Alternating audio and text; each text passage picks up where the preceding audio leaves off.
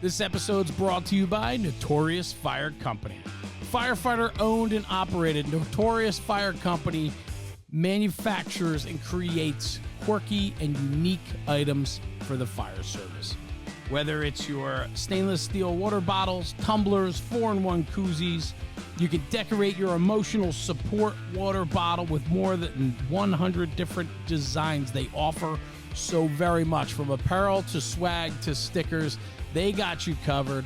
Check them out at notoriousfire.com. That's NOTORIOUS, notoriousfire.com. And check them out on social media, Instagram, Facebook, and TikTok at Notorious Fire. And this month with the podcast, if you use coupon code Fire Radio June 2023, that is Fire Radio June 2023, you'll get free shipping on all orders within the U.S. So check them out, notoriousfire.com. Lenny and the crew, they're making great stuff, and I have to tell you, with the summer upon us, the sticker packs are out of control. You got everything from Star Wars to pinups and everything in between. Slap them on your beer fridges, your coolers, and your tumblers, and celebrate the summer in style with Notorious Fire. A good supporter and longtime friend. We're happy to have him on the podcast with us. Check him out, notoriousfire.com, and coupon code FIRERADIO June 2023 for free shipping all across the U.S. Hey, everybody, Jeremy, National Fire Radio. We're back for another episode on the podcast platform today. Nick Esposito, captain out of Bridgeport, Connecticut, the rescue company, 23 years, second generation. I could keep gushing about this guy because I truly enjoy conversing with him, and I consider him a dear friend because ladders matter. Nick, why do ladders matter? Well, they do. I mean, life safety, incident stabilization, property conservation, right? Right out of the Fire One, and life safety. You can't spell ladder without L. But yeah, I mean, that's really why we're here. Like, even though we need to put the fire out for sure, but we have to make sure that we can do our best to get those folks out. And sometimes the best way to do that was ladder. I love it. So let's hop in here real quick, right? So you and I met several years ago. I was following you on social media. We have some mutual friends, and the relationship has just blossomed from there. But I always enjoy chatting with you because I find you to be such a wealth of knowledge, and you really have a good understanding of aggressive fire tactics. And I think that's what probably led you to sharing your knowledge and experiences on your truck tactics page on Instagram and social media. So talk to me about that journey a little bit. I mean, you went from, a guy loving the job to all of a sudden now you're putting it out to the masses. You're traveling, you're teaching, you have your own training company now. How did that all evolve? Well, I think for most, it's all very accidental. I mean, I was fortunate to grow up in a volunteer environment that even though they went to very few fire calls, when they did go, they were very aggressive with their ladder truck. It was a snorkel. And Nice. Again, I didn't know otherwise, right? We were just out there doing the good work, and I thought that that's what was supposed to happen.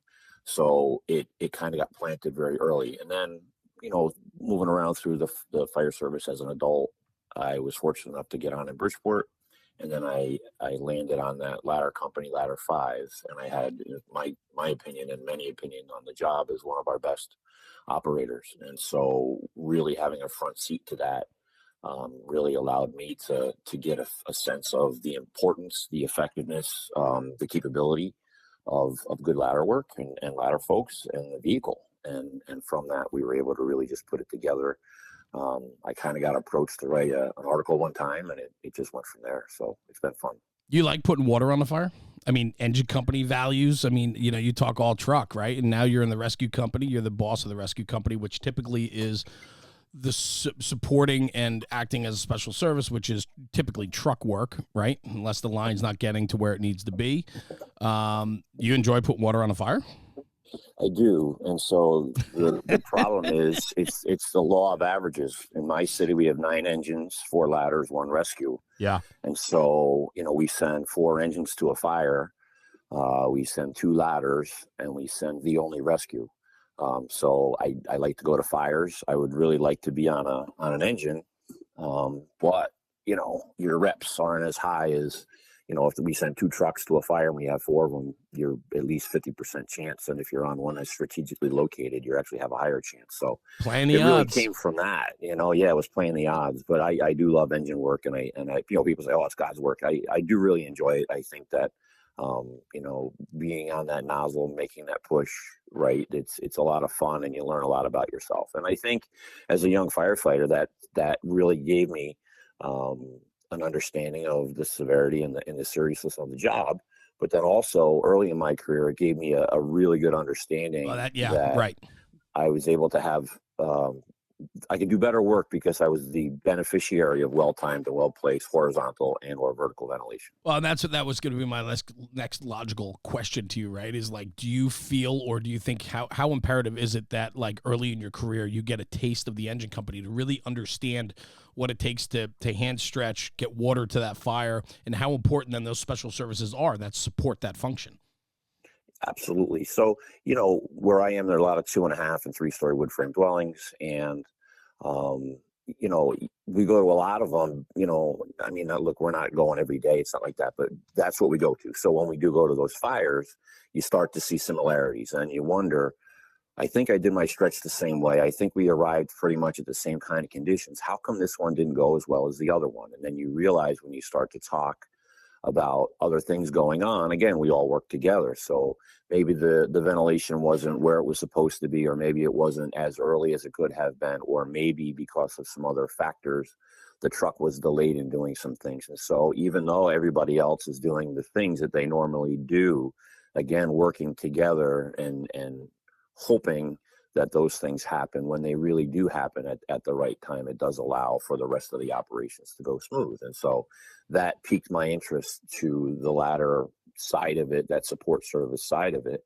knowing that it really can be the make or break at an incident. Yeah. Yeah, no, well said. Yes, absolutely. So let's talk about the truck company, right? Because that's what you do, that's what you focus on, that's what you talk about. When the importance of the truck design itself, the actual truck, right? You said before that when you came to Bridgeport, you were originally in your volunteer department, you had a snorkel, which is its whole separate game. That is Right. a different animal, positioning, Yep. setup, operation, all of it. It's completely different than your typical straight ladder or tower ladder. When you got to the city, you said you were surrounded. You were fortunate to work with an incredible operator. The truck's only part of the equation, right? And we're gonna talk all about the truck and design, ideas and things like that, and how to operate with different design ideas. But talk about the crew of the truck, right? Because there is tremendous discipline that has to go into the functionality of the firefighters in the truck market, right? Meaning that when they get off and go to work, there's a lot of particular things that are unique to the truck company. Exactly. You know, and that's really the core of the class that I teach. It really is that mindset. And I really do believe that regardless of how good or bad the vehicle is, if you have a crew that's, you know, well trained, wired tight, knows what their responsibilities are, you can make really good things happen with subpar equipment. But you can also take a really bad crew and give them the best truck in the market, and they're just going to still do terrible work. And Absolutely. so it really does matter. Your folks, your people, as good as apparatus are, and some can be better than others. It really just comes down to your people. I believe. You Yeah, know, no, I would agree with you 100%, right? Give everybody the best equipment in the world. If they're not trained to use it or disciplined enough to know how, well, you're not going to affect a good outcome. So, I mean, that's just right? a given. So let's talk Yep. about, go ahead, Nick. What were you going to say? No, no, I was just agreeing. Yeah. Yeah. So, positioning is important to you, right? Because functionality on a fire ground, when you have an aerial device, regardless of tower ladder, snorkel, rear mount, mid mount, whatever it is, positioning is super important. And I know that's part of your lecture series also, where you talk about the importance of truck placement. Just give me a little background on that. Why is that such a passionate topic for you? Was there something in your career that you were like, man, we were out of position? Is there a time where you got blocked out by an engine or something? Maybe a catalyst that like kind of got you thinking like, man, positioning's everything on the fire ground. Right. So, you know, informally I call my class the Mike Candela Appreciation Tour, because Mike Candela was the operator. He just retired this spring, but he really did open my eyes to a lot of the benefits and the nuances that the chauffeur brings to the game. Yeah. And so, you know, being a younger lieutenant assigned to that company, most of the time we're splitting the crew. I'm going inside with one firefighter and he's staying outside. typically going to the roof with the other firefighter or doing outside support functions. And so I would go in, burn burn a bottle down, come back out. The truck would be in a great spot. Good work was done. Thanks, pal. And then we just go on to the next. And there was really probably two defining moments. One was more direct than the other, but we were special called to a fire. We were the third due truck, and they wanted us to cover a particular side of the structure. So, we've been going to a lot of fires and stuff like that, but we had some obstacles were in the way and some wires. So Mike stopped the rig where he thought it would be best. And I'm looking at it and I'm like, I don't know, pal, let me jump out and have a look. And so I said, hey, no, pull up another 8 feet. And so he kind of, I could tell he wasn't feeling it, but he did it because I told him. And then he gets out and, he gave me the what for because I took him totally out of position.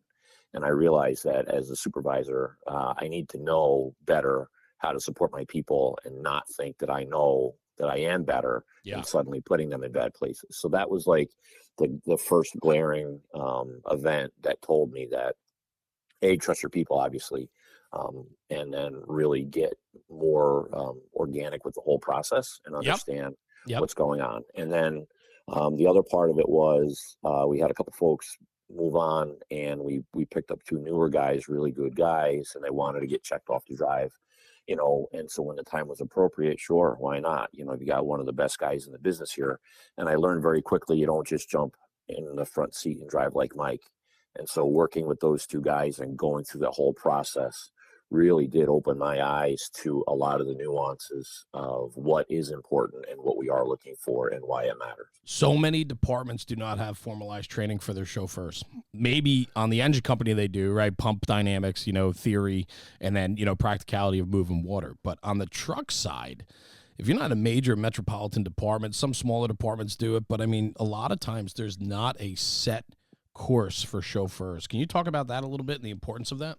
Right. It is important. And I'll say this, we don't have a formalized truck academy, right, for our guys. We don't, I know there's a lot of places that do. Sure, New York City, we're both close to it, is the big one. But there's others that do it as well, but most don't. And mine doesn't. So, for me and for my crew at the time, we were very fortunate that we had a tip of the spear guy that could do that teaching. And then it really did allow us to kind of grow and blossom and do some really good stuff. And part of that too was a lot of the things that I like, the social media aspect. What I didn't realize was how much folks felt alone in other places because they did not have that opportunity to have somebody that they could lean on, or a formalized program where they can go and learn. So a lot of folks, due to the beauty of the reach of social media, started to reach out and ask some questions and sharing information and pictures and some back and forth. The positive side of social media, huh? Yeah, absolutely. It is. And so the funny thing is that, like, a lot of times, the high majority of times, nobody sees that part. Right. Because people reach out in direct message or an email. Exactly. They just see the donkey putting something stupid on a post just because they want to get 8 seconds of a laugh. Yep.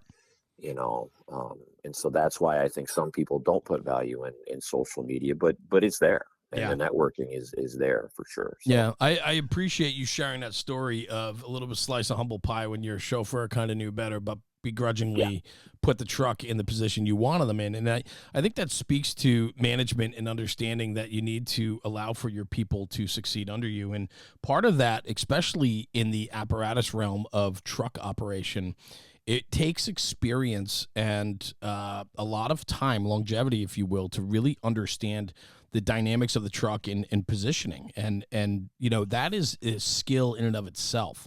And you're right, man. Not everybody has an experienced chauffeur that can teach and train them, like some departments do. And so, you got to look for those other ways of educating yourself and seeing things. And I think that's the value of what you bring to the table with your social media page and your willingness to put out content to educate, because you've been down that road. You've been doing it for 23 plus years now, right? And so on. And so that then allows you to start sharing that knowledge on a platform where people are paying attention. I love that. What is that drive for you on your social stuff? Like, is that the reason, because you get that DM, somebody reaches back to you, Nick, and says like, hey man, could you share that a little bit further? Like, what pushes you to continue to put good content out to educate the fire service? It really is that.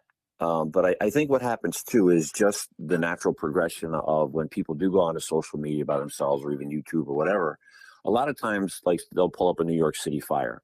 And so even if it's as it's happening, right, and they see the units responding in, very rarely do you get to see the process of the operator positioning the truck and then watching the result and the benefit. Because typically what happens with a lot of buffs, nothing against buffs, I love them, but they shoot the apparatus coming in, and then they immediately look at the flames coming out the window, or the firefighters going in with a line or the hose. And then because the truck is off screen, folks never get to see how that operator went and did that positioning. And so one of the biggest things that I find is that folks are just flying in too fast, because they see when a rig is making a block, they're coming in fast, but they don't see that last 100 feet of really micro decisions being made, and the little nuances of kicking it out a few degrees or kicking it in a few degrees, or having to pull past a little bit more because there was a parked car in the way, or a tree, or maybe there's wires overhead. And so that really was, and it continues to be, a lot of the stuff that I get when I get stuff through social media is, we had this building, and, it was dark, and I was by myself, and I had a hard time setting it up, and I got this part of the roof, but the guys broke my chops because I couldn't get anything else. What do you think? And then, so you share with them that way, and then, they learn from that. And so folks are trying to get better. And again, it's sometimes it is that one-on-one, even if they're in, some some Midwest state somewhere. And they don't have somebody. At least now you're a resource for them, where you can at least give them some ideas, or open their eyes to some other things that they may not have seen. So that part's been fun. Yeah, that's cool, man. I mean, you're making an impact, which I think is just awesome. It's nice to have a sounding board, or somebody to just, send a quick message. Hey man, little reinforcement, or, pick up a tip or trick. I just love that. But something you said before that I just drew a parallel with what you were saying about people watching these online videos, and as the truck company is arriving, as soon as the truck hits that air brake, the camera pans back, but then you don't see the chauffeur jockeying that rig another 3 feet, cutting the wheels, getting a better scrub. Like, you don't really see any of that part of it, right? But I draw the parallel to what you said before too, is you'd arrive as a truck boss, and what do? You're the inside guy.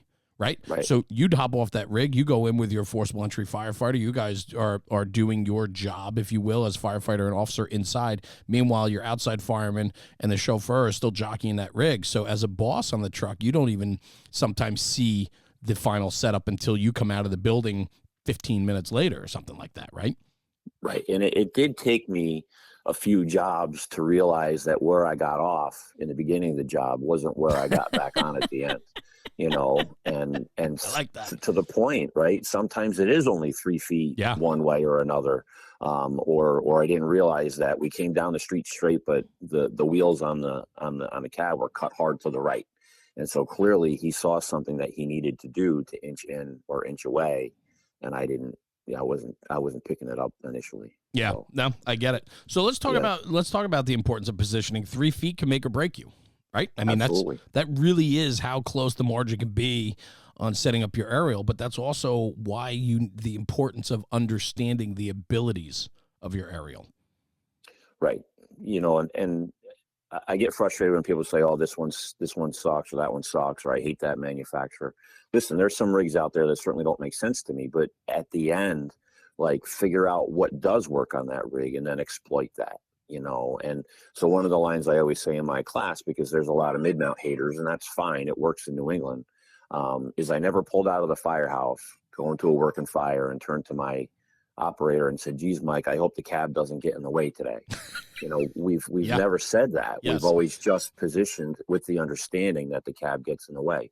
And like it or not, the vehicle that we have, was designed with a raised roof, which is taboo for a mid-mount. But again, we understood that limitation and how it could restrict us. And so because of that, we always worked towards the strengths and not focus on those weaknesses. Well, 100%. And Yeah. and the important thing is to understand the equipment you're currently riding on. Like, that's all that matters, right? Like, this Right. is the, Exactly. most cities and municipalities, the guy driving the rig really doesn't have much say in what he's given. Exactly. Right. And one day it Yes. could be a mid mount. The next day you show up for work and you have a loaner piece in there that's a rear mount straight stick versus a mid mount tower ladder. And what your job is that day is to understand the functionality of that rear mount and not the mid mount. Exactly. Right. So, I mean, our most mid mounts are 5-section aerials. So Right. it's a short bedded section, right? 24 to 28 foot bedded. We don't have rear mount towers, but we do have rear mount sticks in our spare fleet. And so they're 4-section aerials, and so bedded, they're much longer, right? And so you have to know that if you are working in tight areas where the buildings have little to no setback and you're trying to swing your aerial in, where you may be able to park that mid mount and swing in with no problem with the shorted bedded length, you really need to get further away with that 4-section stick because bedded is longer. And I love that bedded conversation because we had that when we were years ago designing our aerial and we were determining rear mount versus mid mount, and that conversation came up, and I said the bedded length matters. A 5-section versus a 4-section, right? Especially on, say, Main Street, or if you're more of an urban setting with smaller setbacks, right, where you have a 5-foot setback off the curb line instead of, or a 10-foot setback off the curb line or off the sidewalk versus a larger setback of a residential home in a more suburban community where you might have a 20-30-foot setback, right? It makes a difference, right? And so Exactly. and that's those things where it comes to the operation of your apparatus to really understand the functionality of why you build what you build for the setting you're in, right? Because in Bridgeport, you're typically it's an urban setting, and so your setbacks are not grandioso, and so a mid mount, I would think in my world, the mid mount makes more sense, especially in your more downtown neighborhoods, because the setup, the bedded length matters. Right. I mean, with the bedded length of a rear mount tower is very different from the mid mount tower, right? So we're between 24 and 28 feet generally on a mid mount. On a rear mount, you're in the 40s, and that's a tremendous difference. And I think you have to look no further than Boston right now, because Boston went from having a fleet of mid mount towers, 5-section aerials, and now they went back to their rear mount towers. So they've gone from a 5-section bedded to a 3-section bedded. And yes, it does make a difference. And now those folks are reprogramming themselves to understand the turntable's not in the middle, it's in the back. I have a longer bedded length. They have 2 towers and a whole lot of sticks. So typically their towers are later arriving. So now they're trying to figure out if they are the third arriving truck or a later arriving truck later into a block in Boston, no less. How do we make this work with the rear mount? And, they're adjusting and it's working for them, and again, each vehicle has pros and cons, but it's the same environment and they are making it work. And that's Laddertown, USA. Yes, exactly. I mean, those guys on a residential 3-wood, there's probably 6 aerials on a second. Exactly. I mean, it's incredible how they gain position. Yes. And the importance of that. How do you, so that's my lead in, right? Because how important is that type of truck culture, right? Because let's take, because a lot of people from all over listen to this podcast. So I don't want people to turn this off or say, we don't have a truck, or I'm in Iowa and it's flat and our highest is 2-story and our truck is a secondary thought. I want to talk about a municipality or a city that is into that understanding of the importance of the truck, the work of the truck, and the truck physically. How do you create that mindset that truck company culture matters? Well, I think what's interesting is a lot of times folks get mad that they don't have the culture. Very rarely are you fortunate enough to just show up and be immersed in it. Right. And so it really does have to come. It's grassroots. It comes from the individual. And in a career environment, it could just be that, we had it, and now, like in this example, our guy Mike retired, and so you run the risk of losing all that culture. Fortunately, it's been able to stay and perpetuate, and which has been fun to watch. The other thing too is we've also have companies that may not have been known for a very healthy ladder culture, but now they do because the individuals there have decided that that's what they want to do. Excuse me.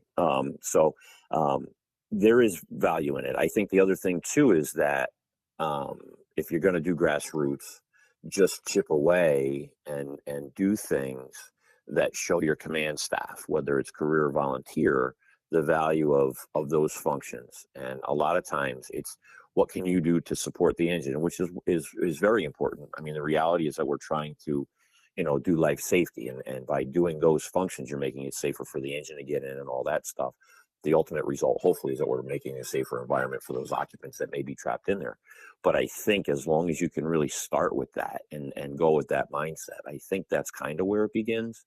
But a lot of it is really just, like the Quint environment. Everybody likes to make, they love to make fun of Quints. I love Quints. I don't have a problem with Quints. I think the problem with the Quint is when people try to make them both an engine and a truck, and you can't put a full complement of engine equipment. You can't put a full complement of truck equipment on there. I think a lot of times, the truck thing, and to your point, like really what is truck work? It's a couple folks with irons and a hook and a can, right, doing a search. So maybe they have a search line as well or whatever, and then a ground ladder complement. All that stuff can easily fit on an engine without an aerial device, right? Yes. So that's not a problem.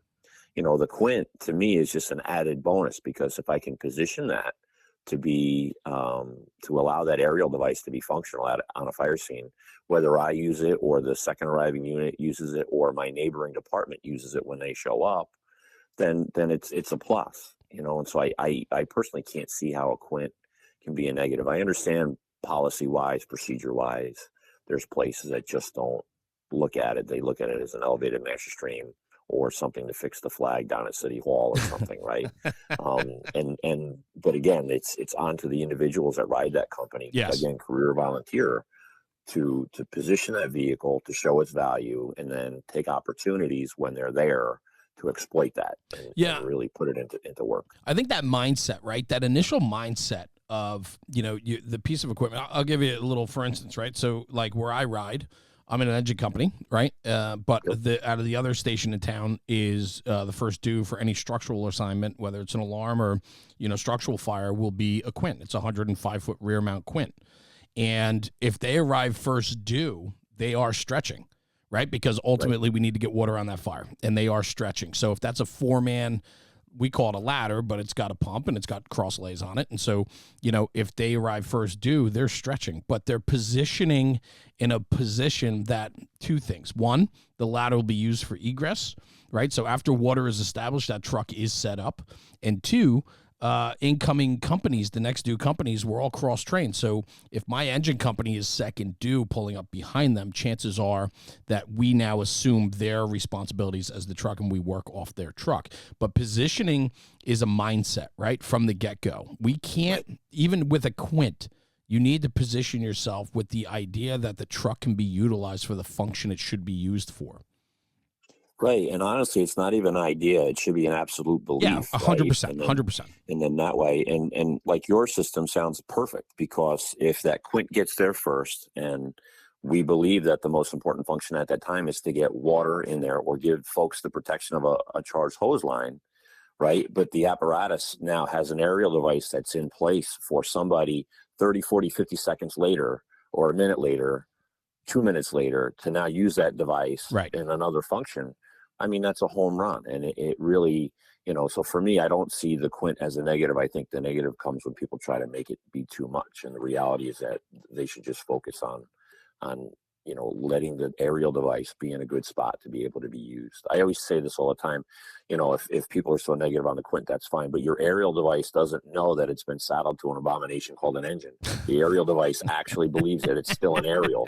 So treat it as such, right? Yeah. Yeah. And, for sure. And so, we have one, and it's one of those Pierce Ascendants, right? But it's a 107-foot aerial, and it's got a pump and a tank on it. So we run it as an engine, but it's in an area of our city that they could be alone for a little bit. So we always tell them, just position this thing like it's a truck. And then when the first arriving or second arriving due truck comes, they'll use your device.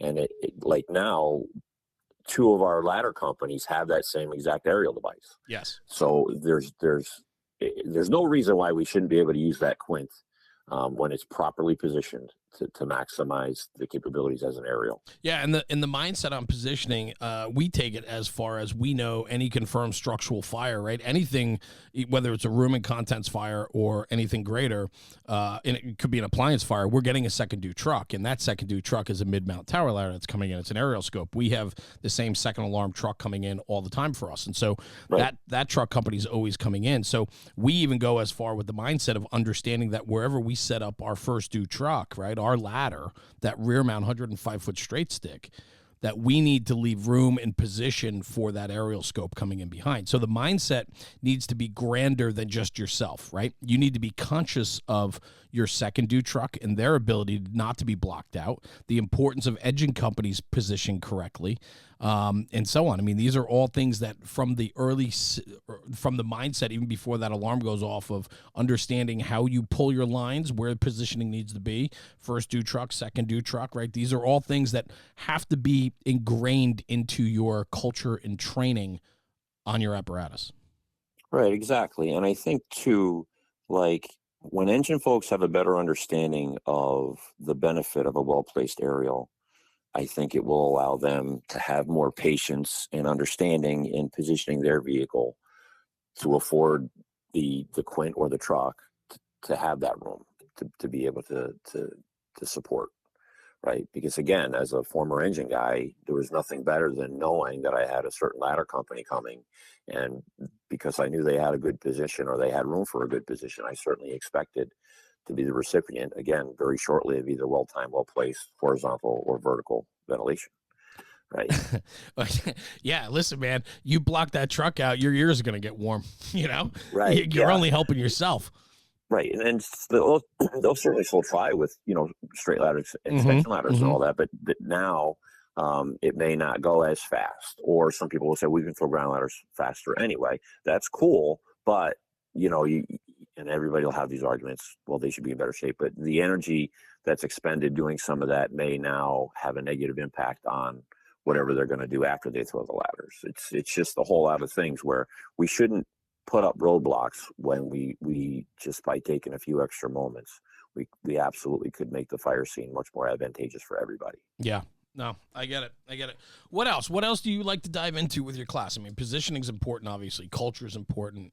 Functionality on the fireground. I mean, a lot of times that aerial device, let's take it in this direction. A lot of times people position that aerial device, especially quints, that the ladderway is secondary to the mission. And okay, fire through the roof. Now we're going to put the pipe up and flow water. Not only are aerials for reach and egress and access, right? But it's also for suppression. Do you hit on that within your class and talk about the importance of suppression duties and how that works out with the different types of apparatus as well? Yeah, we do talk about that. I mean, certainly, some folks have, and I call them a training scar, because they believe that anytime you pull up on a type 3 or a type 4, so an ordinary or a heavy timber constructed building, you have to initially position outside of the collapse zone. Right. And so conditions should dictate your operations and your tactics. So if you pull up on a type 3 apartment building, a 3-story, 4-story, 5-story brick apartment building, that's been occupied for the last 100 years, and people were living in it this morning, my guess is that it's structurally sound enough to position close to. So what I always teach people, or I talk about, is make sure that your aerial apparatus positioning complements the operations of the rest of the units on the fireground. So if you have folks going in interior operating in an offensive manner, then your position should support those functions. So if I'm pulling up on a 3 brick or a 4 brick or whatever, and it's a couple windows are showing or something, that doesn't scream imminent collapse unless the rest of the condition tells me such. So I'm going to position so I can get my aerial to those windows or get it to the roof and things like that.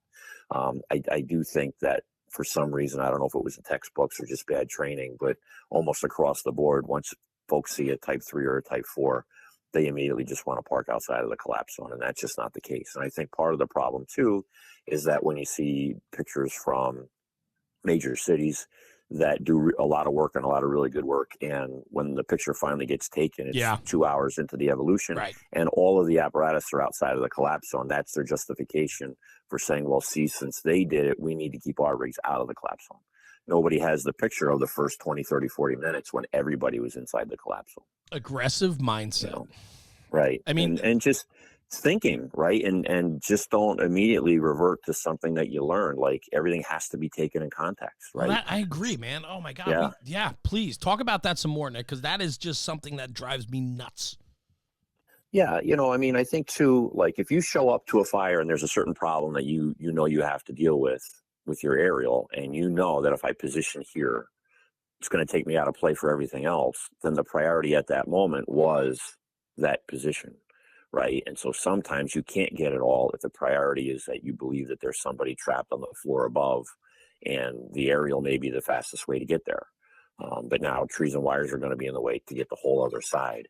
It's important. The thing too is when people have standing orders on SOPs, the truck always positions here, the truck always positions there. You can't do that with any level of success on a regular basis, because Yes. now you have personnel that are forcing the truck into a position that may not work for anything, right? So if I have a fire, on the the Bravo Charlie corner or the 2-3 corner, and it says the first dual position on the Alpha Delta corner, it makes no sense, and there are some places like that. The other thing too is that when people say, well, we always position to maximize our scrub area. Well, that's great, but if you're on a 2.5 story or a ranch and you've parked and positioned that vehicle in such a way that now you can't access the side or whatever, you've taken scrub away by trying to maximize your scrub on the front, right? And so a lot of times in our environment, we say we try to get 2 sides in the roof. I am not high-rise rich. I don't have a lot of really big, broad mid-rises. Right. So for me, the vast majority of what I can get is only 2 sides in the roof. Now, what happens is that gets ingrained. And so if you have a fire and say, like a type 2, lightweight constructed, it's just block with a roll bar joist roof or something, right? And you have a couple windows and a couple roll-up doors on the front because it's a tile distributor or a flooring distributor or something. It doesn't necessarily make sense for that aerial device to position on a corner if there's no windows or any other thing that they would benefit from Right. on the Bravo or the Delta side. And so because the building may have more frontage, that was the time where we should have said, hey, let's maximize our A side scrub. So, it's dynamic and it's important. And that's why when folks approach the block, just slow down a little bit. I love that. Don't go flying in Yep. there.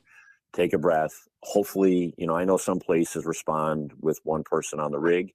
But if you have even one buddy on the rig, say, hey, what do you see? What do you think? Even if it's somebody who's brand new, maybe they have no idea what they're talking about, and maybe they're going to tell you something stupid.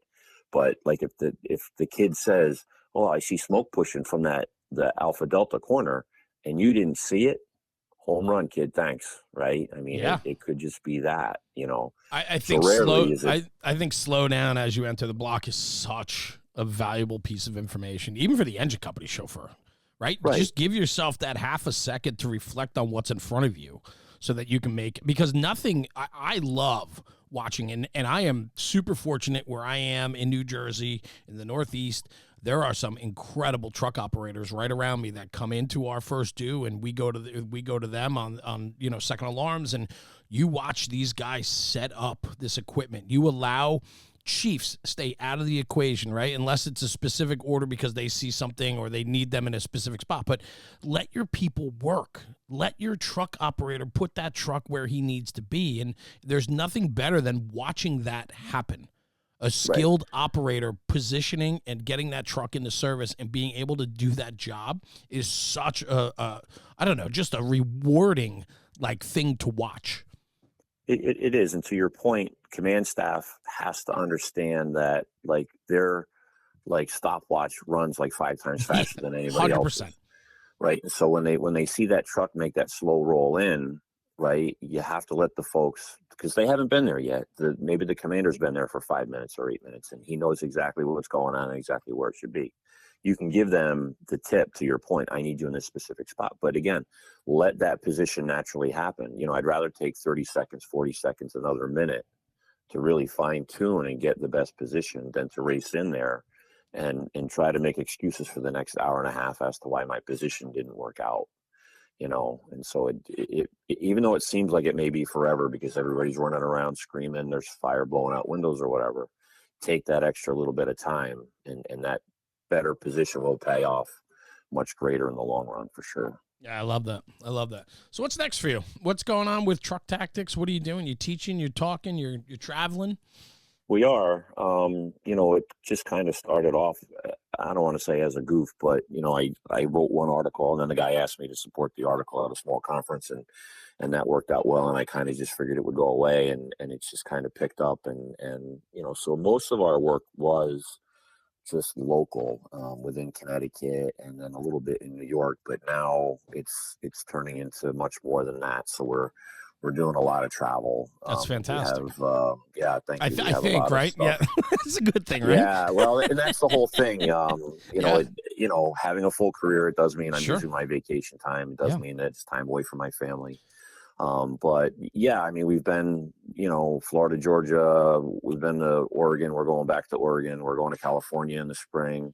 We've been from, Maine, Massachusetts a lot now. So it's definitely picking up, and it is fun because, as rewarding as it is to teach when you get out into these other environments and, from volunteer departments to departments larger than mine to everything in between, it is neat to see what they're doing, how Yes. they're doing it, and if they love their rig or if they hate their rig, all that stuff. And so, it's been rewarding, but it's just fun to get out and work with like-minded people. And then it's even more fun when you get out into an environment where, it is a captive audience sometimes, and they may not want to be there, but by the time you're finished with them, hopefully you feel like by the end of the day, they did feel like it was of some value to them anyway. Yeah. So That back and forth exchange is so healthy, because I can only imagine, especially like West Coast tactics, right? It's very different than what we know in the Northeast. Not only that, but it's not a huge tower ladder culture out there, right? It's a lot of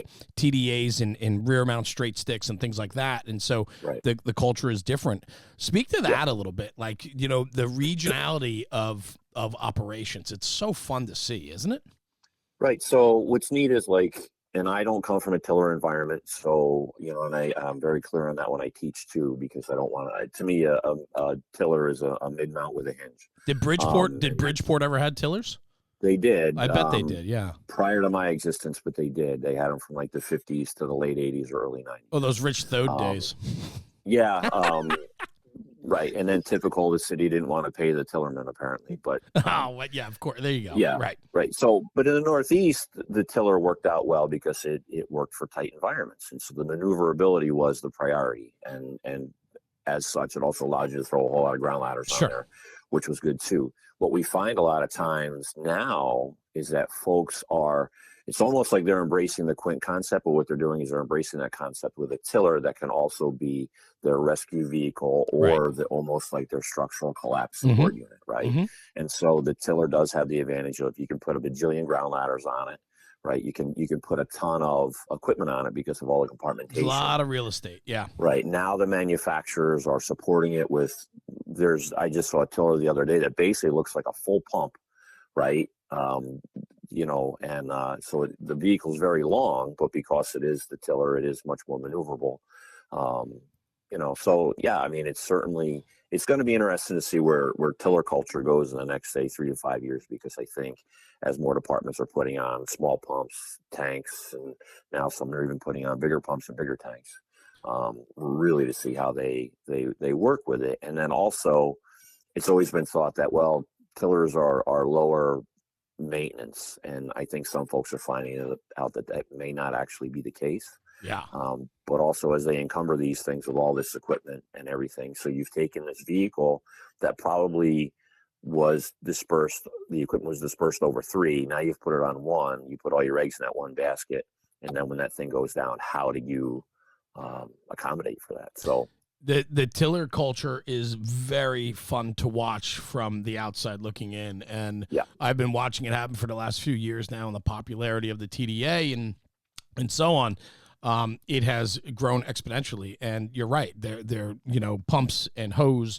And I mean, but the real estate, I know departments that were looking at them because they wanted to downsize the rescue and they needed a new truck, and the tiller could, a TDA could handle a full complement of rescue equipment for, say, vehicle extrication, stabilization, things like that, along with some special tech rescue stuff. There's enough compartmentation to allow for it, and so on. So it's really a unique piece of equipment. I'm curious how it does play out, right? It's like years ago, the Quint concept, right? When the Quint first really hit the market, and it was, a lot of people went all in on that, but that kind of, it went two camps. People stayed with them or people got away from them because it didn't work for them. So I'm just curious how the whole TDA, culture plays out over time. It should be interesting. Yeah, absolutely. And I dig it, I don't have any, but certainly if they threw one my way, I would not complain. I agree. So, well, man, listen, Nick, thank you.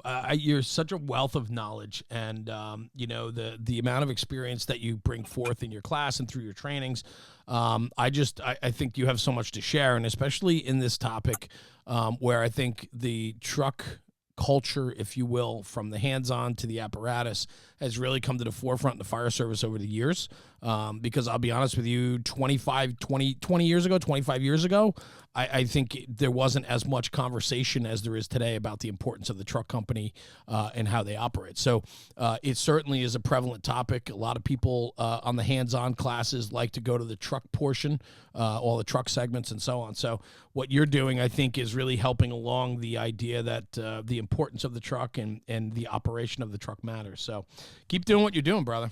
Crushing it. Yeah, thank you. I appreciate it. Yeah, it's been a fun ride, and we're looking forward to the future for sure. Awesome. Well, Nick, thank you. Where can people find you? We'll put the links in the bio also, and so on. But where can people find you if they want to reach out and pick your brain or schedule you for a class or see you next? What do you have going on? Yeah, it's Truck Tactics is on both Instagram and Facebook. I think there's an underscore in there, truck_tactics. My website is trucktactics.org, and my email is trucktacticstraining@gmail.com. So if you don't get a response on the email, just check, because maybe it was too long, and I know I misspell it most of the times I type it too. So my apologies there. Yeah, trucktacticstraining@gmail.com. Yeah, awesome. Correct. Yep. Nick, thank you, man. I appreciate you as a friend and brother, and I look forward to seeing you soon. I haven't seen you in a little while, and so it would be nice to share some stories face-to-face. It'd be good to see you. Absolutely. Thanks, Very pal. good. Appreciate it. Cool. Stay right here, and I'm just going to sign out, and then I'll get right back to you. So hang on one sec, okay? Great. Guys, thanks for tuning in for another episode of National Fire Radio Podcast. Nick Esposito brings a lot to the table. Check him out on social media. Shoot him an email. Continue the conversation. Bring this conversation to the kitchen table. Like, share, subscribe. Take it to the kitchen table tonight at the firehouse or at lunch today. Keep talking about the job, because when we talk about the job, we're making the job better. So we'll catch you in the next one. Thanks for tuning in. Jeremy, National Fire Radio.